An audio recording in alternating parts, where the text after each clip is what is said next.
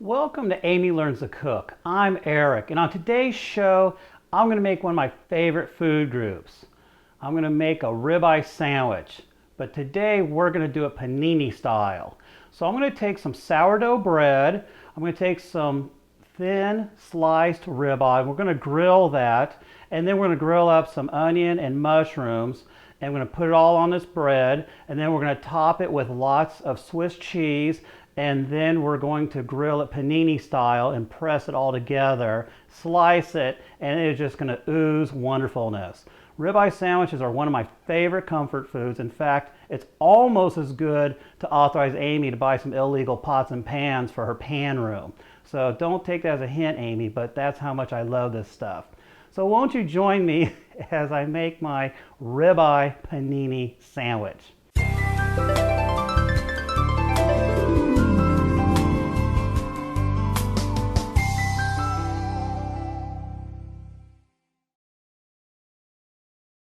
So first of all, this is a Cuisinart Griddler.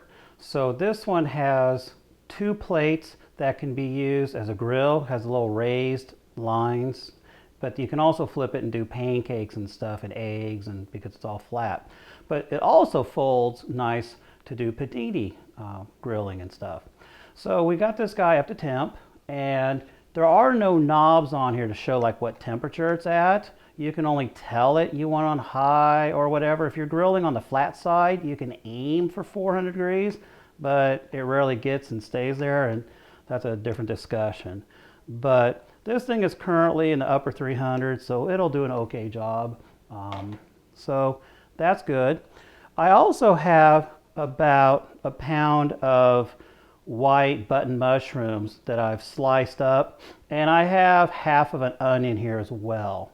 So I'm just going to go ahead and get this going, and then when they're done, we'll go and throw the meat on. The meat is thin, so it won't take hardly any time at all to cook up. But this stuff here will definitely take a few minutes. And I'm just going to go ahead and cook the mushrooms until they're nice and soft, and the same thing with the onions. I have so much because I love it, right? What basically doesn't stay on the sandwich and falls onto the plate, well, I'll still eat it, right? I'd rather have too much than not enough. So we'll give this a few minutes to cook up. I'm going to put a little salt and pepper on it, and then we'll be back in a few minutes, right? A little salt and pepper. A little salt here.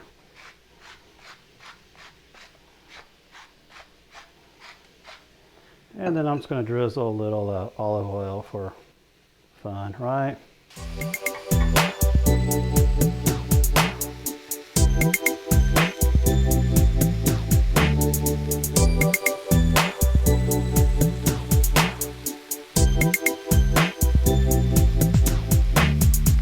Okay, I'm going to go ahead and remove the vegetables here. Get the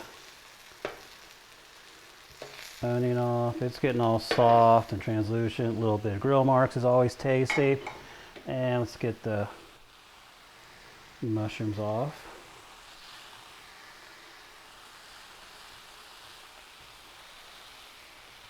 This is some thinly sliced ribeye. We went to an international market the other day and got a pound of it, and it looked really good. I've never used it before, but it looked very promising.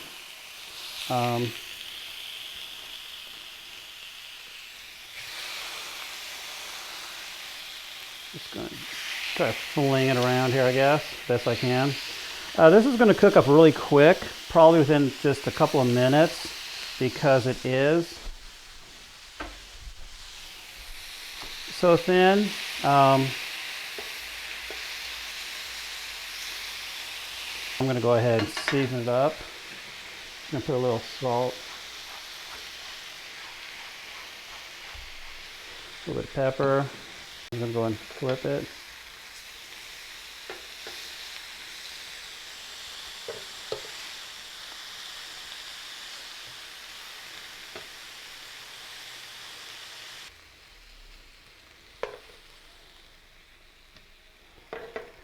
And then I'm going to go ahead and clean up this grill, and then I'll be ready to assemble the sandwich and do the finale, right? Okay, now the fun part. We've already cleaned the grill, got all our stuff all kind of cozy here. We're getting ready to assemble. I just want to go ahead and check the temperature of the grill since it doesn't have like an LED to tell you how hot it is. And it's been all over the place. Right now it's in the upper 300s on this plate and low 300s on this one. So what that warns me is probably through my cook, I'm going to have to flip the sandwich so it kind of cooks evenly. We've done a couple paninis and we've had to do that. So that's just a warning if you get one of these, is they may not cook evenly. There's lots of good reviews and there's a few bad reviews. Our jury's still out. We like it, but it's got warnings. So you've been warned. So I went ahead and softened up a little bit of butter. This is some sourdough that we got from a bread store. They sliced it for us. It's a really beautiful loaf. You need a bread that's kind of hardy, that can kind of hold up to being beat up by doing the panini style. And it doesn't matter if you're doing it with a grill where it can cook on both sides, or if you just have a frying pan and you put a panini weight to kind of press it. You don't want to use Wonder Bread. That stuff isn't going to hold up. It's just going to turn into a sponge and fall apart, and you're going to be disappointed. So this stuff actually looks pretty good. It smells really good. I'm really excited about this. I'm just basically buttering it up. So I did that. So we're going to basically put that towards down. I'm going to put a layer of, let's go ahead and assemble it on the grill. Hopefully it won't cook too fast, right? So put a layer of that, cheese down. I'm going to go with a little bit of meat here. Well, a little more meat, right? Because I'm greedy. We're going to go with ample, this is going to be a mess, I know it is. Ample amounts of the onions and mushrooms. Put another layer of cheese there. We're going to put some more meat. I'm going to put another slice of cheese. Some more meat. Is it all going to fit? Another piece of cheese. And then we're going to close it with bread. Now you see that this grill, there we go, has a little hinge action to it, which allows it to close like that. And we're going to just put a little pressing on there. So what it's going to do is it's going to cook on the bottom plate and also with this top plate. And I'm not pressing too much because it's pretty tall and it's a mess. I got a little too greedy here. I'll probably do this for maybe 30 seconds or something, and then I'm going to carefully flip it. Hopefully we're going to take this sandwich, and is it possible to flip it in one piece? Yes. All right. Oh, this is a mess, but it's going to be a tasty mess. So we did the flip because these things are heating unevenly. I'm not sure why the top one is significantly colder than the bottom one. Obviously the bottom one's been in full contact while I've been kind of opening the lid. If you make a sandwich that's much thinner than what this is, it does control better, but it still requires a flip, at least with ours. If you notice with yours, if it's got an uneven cooking, then please do that. The infrared surface temperature thermometer that I'm using is great. It's a little cheap $20 item, and this is actually a good application for it. So I'm going to take a quick look, see how the bottom's doing. The cheese is completely molten, melted. Yeah, not quite there with the char, but the rest of it's holding up pretty good. Ready to pull off here if I kill something. And once again, as always, be careful. These things get plenty hot. This bread is very hot. Oh yeah, this sandwich feels like it weighs about a pound. So this will be very tasty. Now that I've got this sandwich all assembled, we cut it diagonally. Amy doesn't think this is a panini. She just says it's a meat sandwich. So that means I got her vote of approval, because that means this is great, right?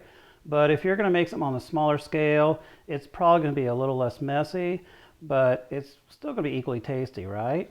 This thing is just great. I mean, we've got onions that are just caramelized, really soft. The mushrooms are great looking. So let's go ahead and bite into this baby. See what it tastes like.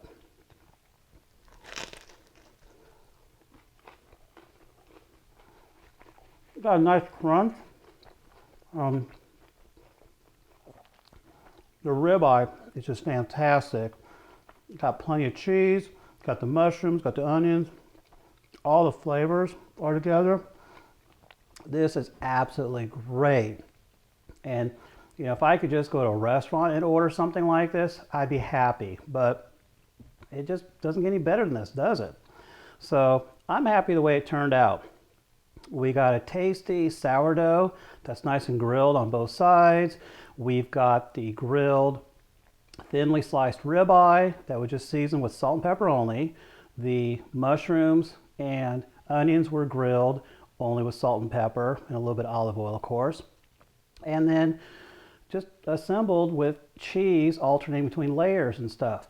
A sandwich of this size takes 4 slices of cheese to be tasted. Otherwise, it just gets lost.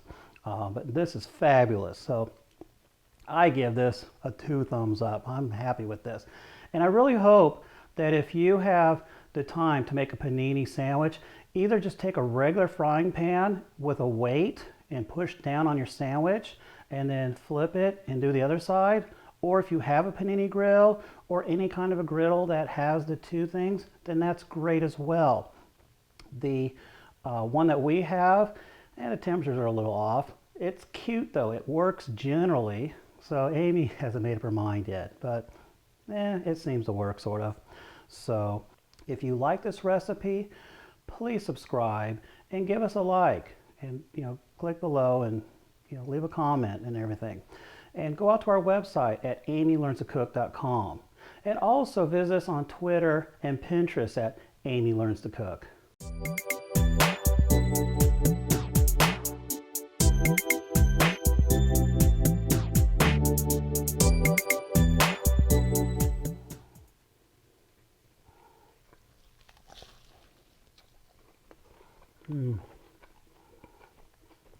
Oh, great.